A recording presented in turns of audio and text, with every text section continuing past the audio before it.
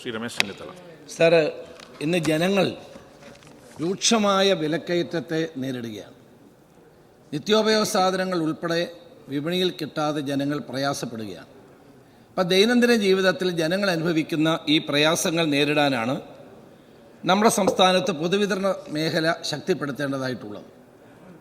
ബഹുമാനപ്പെട്ട മന്ത്രിയോട് എനിക്ക് ചോദിക്കാനുള്ളത്, പൊതുവിതരണ വകുപ്പിന് സർക്കാർ എത്ര തുകയാണ് നൽകുന്നത്?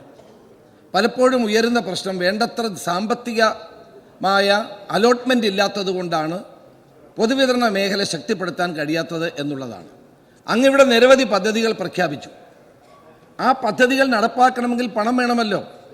അപ്പം അങ്ങനെ ഡിപ്പാർട്ട്മെൻറ്റ്, ഫൈനാൻസ് ഡിപ്പാർട്ട്മെൻറ്റിനോട് എത്ര തുകയാണ് ആവശ്യപ്പെട്ടത്, ഈ സാമ്പത്തിക വർഷം എത്ര തുക കിട്ടി, ഇനി എത്ര ബാക്കി കിട്ടാനുണ്ട് എന്നത് വ്യക്തമാക്കാം.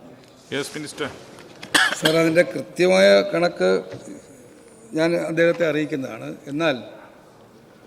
എന്നാൽ ഗവൺമെൻറ്റിൻ്റെയും പൊതുവായിട്ടുള്ള സാമ്പത്തിക അവസ്ഥയെല്ലാം അറിയുന്നവരാണ് നമ്മളെല്ലാം.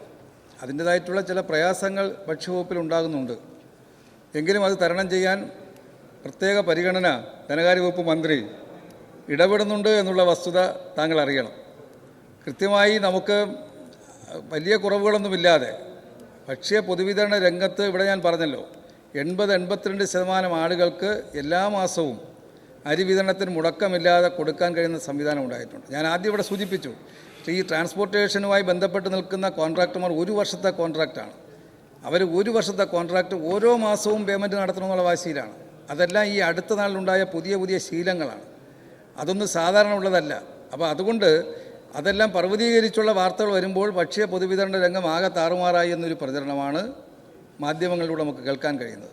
എന്നാൽ വസ്തുത ഇന്നത്തെ ദിവസം എടുത്ത് നോക്കിയാൽ ഇന്ന് രാവിലെ ഞാൻ നോക്കുമ്പോൾ 17% പേർ ഈ കഴിഞ്ഞ 6 ദിവസമായിട്ട് ഭക്ഷ്യധാന്യങ്ങൾ റേഷൻ കടകളിലൂടെ വാങ്ങിയിരിക്കുകയാണ്.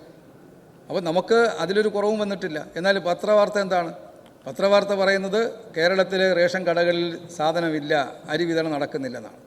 60-70% കടകളിലും 2 മാസത്തെ സ്റ്റോക്കുണ്ട്. 1-2 ഒരാഴ്ചയോ ഏതെങ്കിലും ഒരു വിഭാഗം സമരം ചെയ്താൽ ബാധിക്കുന്ന തരത്തിലല്ല. അത് ബാധിക്കാത്ത തരത്തിലുള്ള സംവിധാനം കേരളത്തിലെ ഗവൺമെൻറ് ഒരുക്കിയിട്ടുണ്ട് എന്നുള്ള വസ്തുത കൂടെ ഈ സഭ അറിയണം. എന്തായാലും സാമ്പത്തികമായിട്ടുള്ള പ്രയാസങ്ങളുണ്ട്, അതിൻ്റേതായിട്ടുള്ള ചില പ്രശ്നങ്ങൾ ഞങ്ങളെ അലട്ടുന്നുണ്ടെന്നുള്ളൊരു വസ്തുതയാണ്.